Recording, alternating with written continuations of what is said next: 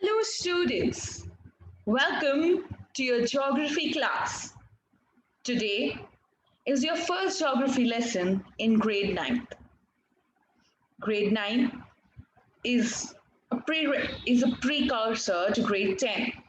So this year, you will really have to shape up your skills so that next year in the board examinations, you are well prepared.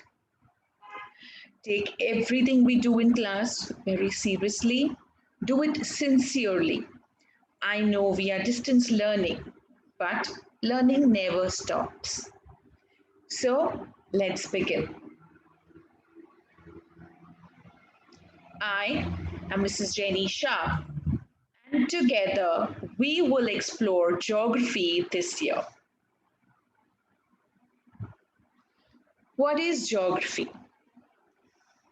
The dictionary definition is the study of different physical features of the earth and its atmosphere, and of the human activity as it affects and is affected by these, including the distribution of populations and resources and political and economic activities. If you look at Wikipedia, it says geography is a field of science devoted to the study of lands, features, inhabitants, and phenomena of the earth and planets. But we can simply put that geography is the study of the diverse environments, places, and spaces of the earth's surface and their interactions. It seeks to understand where things are found and why they are there and how they develop and how they change over time. So, this year we're going to learn about all this. The chapters that we have this year are India, physical features of India, drainage, climate, natural vegetation and wildlife, population. First chapter that we will learn this year will be about India.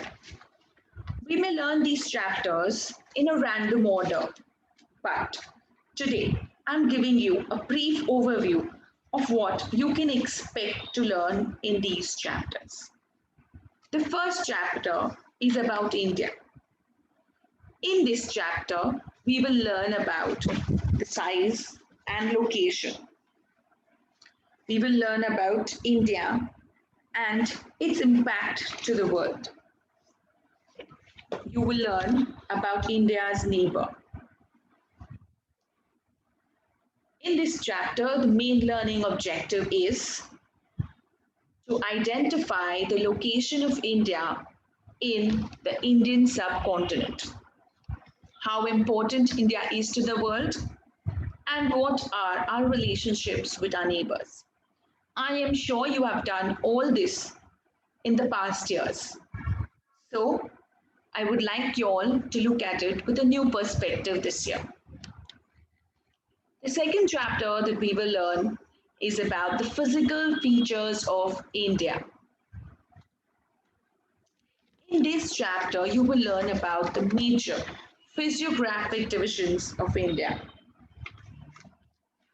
In this chapter, you will learn about the different landforms and how our country has practically all the major physical features of the earth.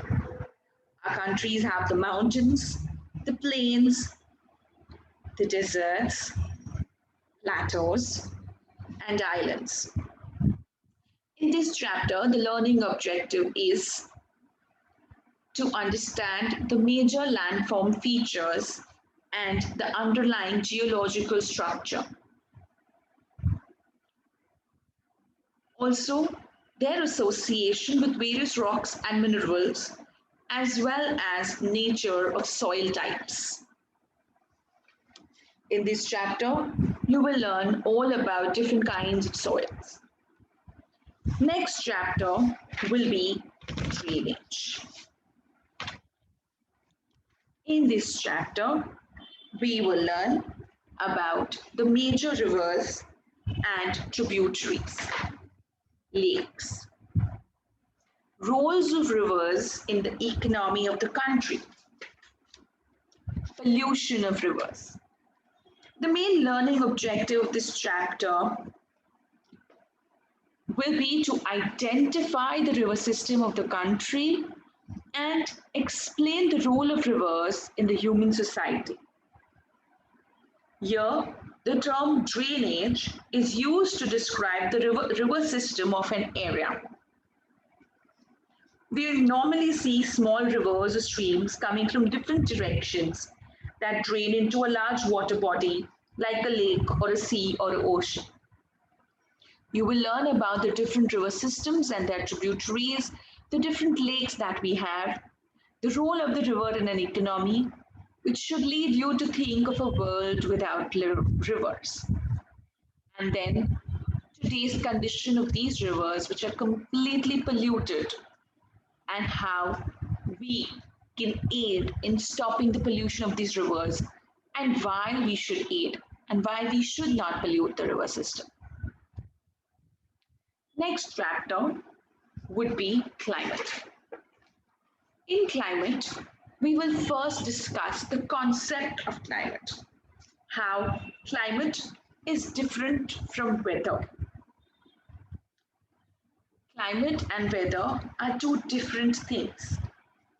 Then you will learn about the climatic controls, the factors that influence the climate, and then we will in-depth study about all the factors that influence India's climate.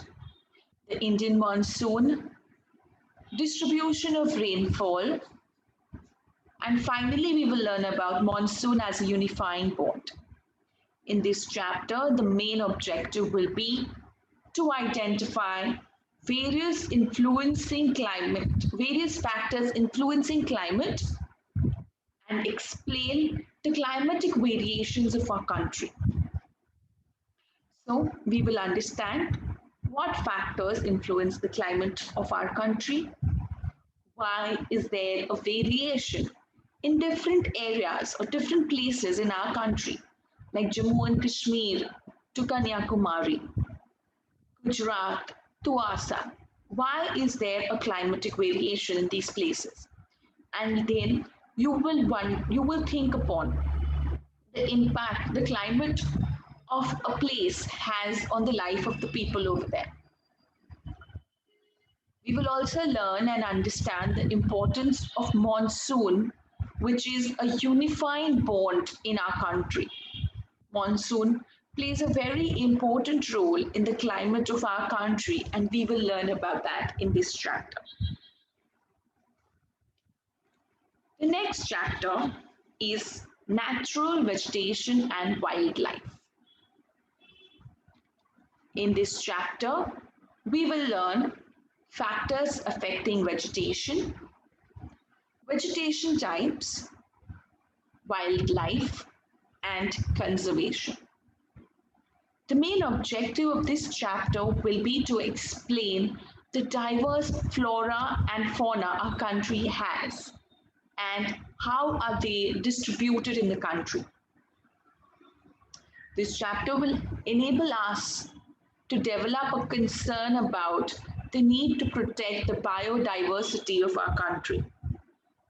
India is a land of 12 types of mega biodiversities of the world. We have 47,000 plant species and 15,000 flower varieties in plants. We have 90,000 species of animals. So it's important to understand how to maintain this biodiversity and maintain the food pyramid, which plays an important role in the environment. Next chapter is population. In this chapter, we will learn about the size of population of India, distribution of the population growth and process of the population change. The economy and society of any country is developed by its people. On one hand, people are responsible for making resources, and on the other hand, they are also considered resource themselves with different quantities. Natural events like flood or tsunami can result in a disaster only when they affect a village or a town. Population is one of the most important factors of social studies. Calamities, disasters, these are all relevant only when they are in context to human beings. These provide the basic understanding of the environment by their number, growth, characteristic, and distribution. So in this chapter, the main learning objective is to analyze the uneven nature of population distribution and show control about the large size of our population. Identify the different occupations of people and explain various factors of population change. Explain various dimensions of the national population policy and understand the needs of the adolescents as an undeserved group. So, this chapter will help us understand the population composition and rethink about all the problems that we face as adolescents. This was the entire year overview.